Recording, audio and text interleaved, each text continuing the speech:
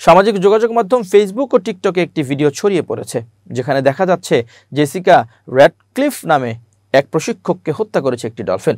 ভিডিওটির বর্ণনায় দাবি করা হয়েছে, ঘটনাটি ঘটে প্রদর্শনীর সময়, যখন দর্শকদের সামনেই প্রশিক্ষক জেসিকাকে আক্রমণ করে একটি ডলফিন।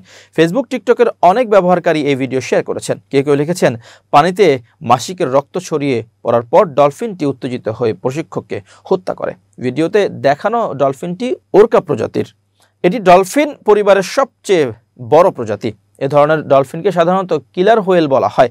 ফেসবুক ও টিকটকের অনেক ব্যবহারকারী ভিডিওটি শেয়ার করলেও কেউই উল্লেখ করেননি ঘটনাটি কোথায় ঘটেছে। ব্রিটিশ ট্যাবলয়েড দ্য স্টার সহ একাধিক গণমাধ্যম বলছে, এমন কোনো ঘটনা আসলে ঘটেইনি।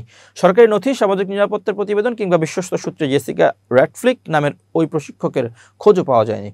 ভিডিওটি মূলত কৃত্রিম বুদ্ধিমত্তা এআই দিয়ে বানানো। ভোকাল মিডিয়া সহ তথ্য যাচাইকারী একাধিক সংস্থার বরাত দিয়ে দ্য স্টারের প্রতিবেদনে বলা হয়েছে, ভিডিওটি তৈরিতে ভুয়া ফুটেজ ব্যবহার করা হয়েছে।